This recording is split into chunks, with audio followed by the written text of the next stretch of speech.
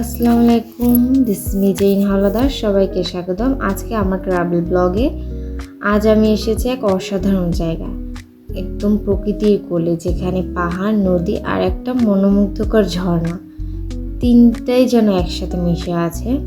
ঝর্ণায় গোসল করতে আমরা সবাই পছন্দ করি, আর ঝর্ণাতে গোসল করার যে আনন্দ সেটা আর এক্সট্রা করে বলতে হবে না, সেটা আমরা সবাই জানি।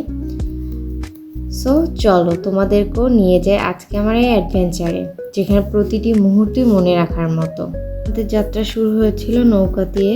কাঞ্চিতে এসে প্রথমেই ঝর্ণাতে গোসল দিব, যার কারণে তাড়াতাড়ি করে রুমে ব্যাগ, লাগেজ যা যা ছিল সব কিছু রেখে গোসলের জন্য রেডি হয়ে বের হয়ে পড়লাম। এবং এসেই প্রথমে বিজিবির এখানে আসতে হবে, এসে একজন গাইড নিতে হবে, নিয়ে নৌকা করে তারপর যেতে হবে। অনেকক্ষণ বসে থাকার পর, অনেক কষ্ট করার পর আমরা একজন গাইড পেয়েছি এবং সেই গাইডকে নিয়ে তাড়াতাড়ি করে বের হয়ে পড়লাম। কারণ যত তাড়াতাড়ি এখান থেকে যাব তত তাড়াতাড়ি ওখান থেকে ফিরতে পারবো, না হলে ফিরতে ফিরতে অনেক রাত হয়ে যাবে, আর রাতে সেটা অ্যালাউ করবে না এখানে আসাটা। নদীর ধারে আসা মাত্রই নদীর একটু হাওয়া খাচ্ছিলাম, একটা ঠান্ডা বাতাস, অনেক ভালো লাগতেছিল। আর এখানে আমরা একটু গল্প করছিলাম, যেহেতু আমাদের অনেকক্ষণ বসে থাকতে হয়েছে গাইডের জন্য। তারপর তারা আমাদের একটু সাপোর্টের জন্য, যেহেতু পানিতে যাচ্ছি, একটু জ্যাকেট দিল, লাইফ জ্যাকেট। যদিও পানি অল্প, বাট এখানে স্রোত অনেক। এই তো আমি তারপরে একটু ভিডিও করছিলাম, একটু মজা করছিলাম ভাইয়ের সাথে, আর অনেক কথাই বলতেছিলাম যে এখন ঝর্ণায় যাব অনেক কষ্টের পর। ফাইনালি নৌকায় উঠে পড়লাম। চারপাশে শুধু পানি আর পাহাড়ের ছায়া, যেন এক জীবন্ত চিত্রকর্ম।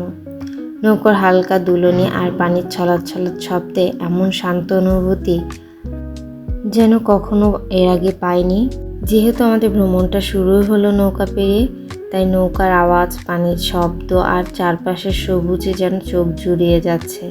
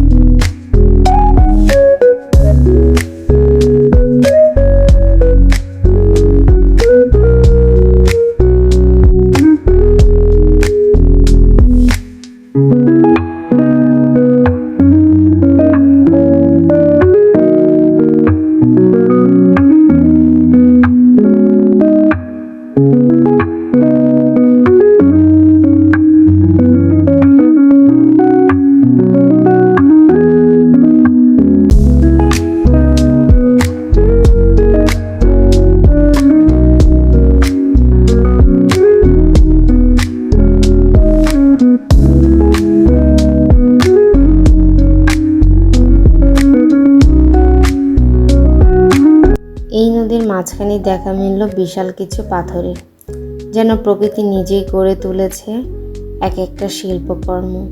কাছে গিয়ে মনে হলো সময় আর পানির স্পর্শে এরা যেন হাজার বছরের গল্প বলে যাচ্ছে।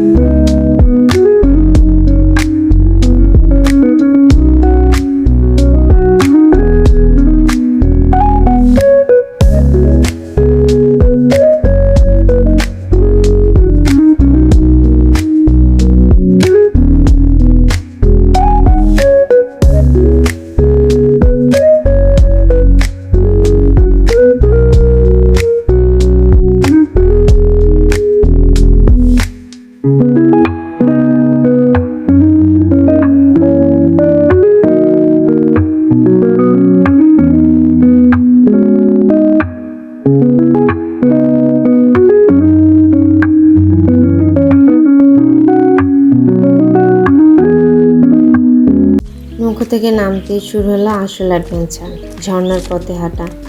যে পথটা পুরোটা পায়ে হেঁটে যেতে হবে পাহাড়ের।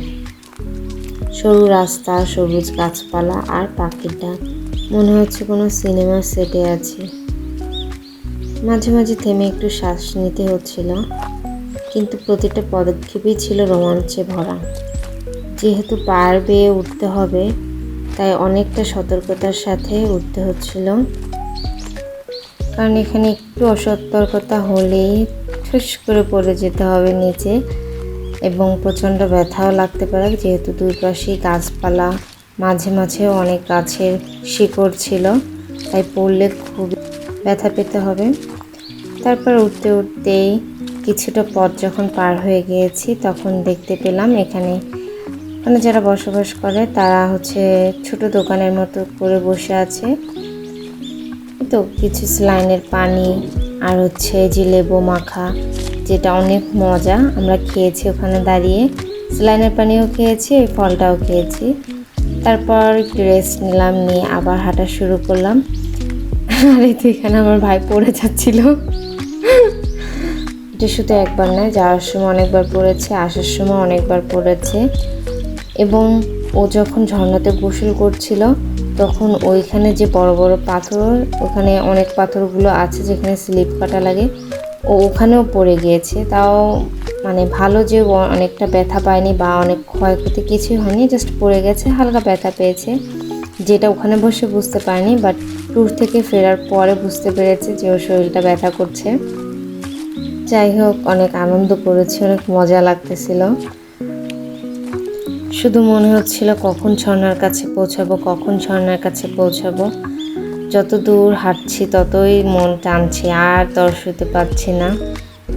আর দূর থেকে যখন ঝর্ণার একটু দেখা পেলাম, শব্দ পেলাম, তখন মনে হচ্ছিল মনটা আরও ছুটে গেছে, যে 1 মিনিটও 1 সেকেন্ডও এখানে ওয়েট করা যাবে না। একটু লেট করলে হয়তো আমি ওটা মিস করবো, এমন একটা অবস্থা হয়ে গিয়েছিল আমার। চোখের সামনে সেই ঝর্ণা দেখা মাত্রই মনটা ভরে গেল। পাহাড়ের বুক চিরে যেন সাদা সাদা ফেনার মতো ঝরঝরে পানি পড়ছে। আমরা সবাই তাড়াতাড়ি গোসল করতে নেমে পড়লাম। ঠান্ডা পানি শরীরে আসতেই সব ক্লান্তি উধাও।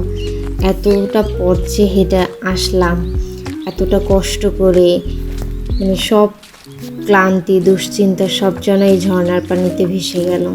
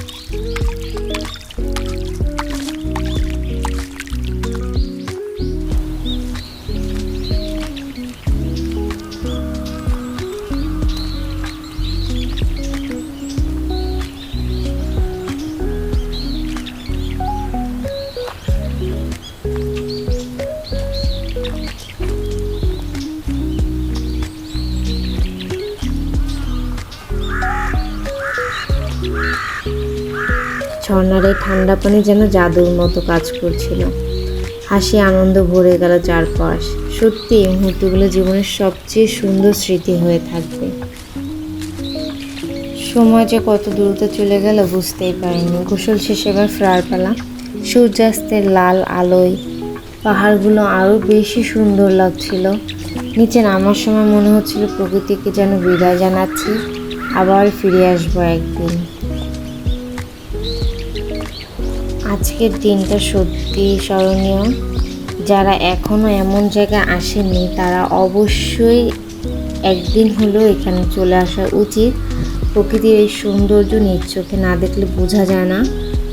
তাই প্রকৃতিকে দেখতে হলে, ভালোবাসতে হলে, বুঝতে হলে অবশ্যই বাস্তবে নিজ চোখে দেখার জন্য আসতে হবে। ঝর্ণায় গোসল করার সময় এত আনন্দ লাগছিল যে ফেরার সময় বারবার একটু নামছি, আবার উঠে যাচ্ছি, উঠে আবার একটু গোসল দিচ্ছে, আবার একটু নামছি।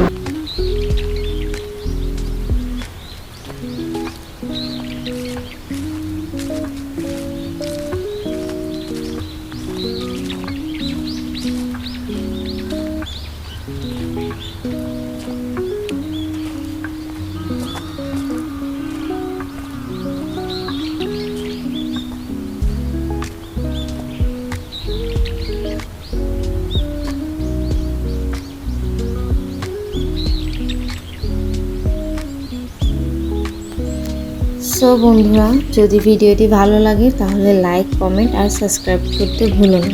দেখা হবে পরের ব্লগে। ততদিন পর্যন্ত ভ্রমণ হোক ভালোবাসায়। আজকের দিনটা সত্যি স্মরণীয় হয়ে থাকবে, শুধু আমার নয়, আপনাদেরও।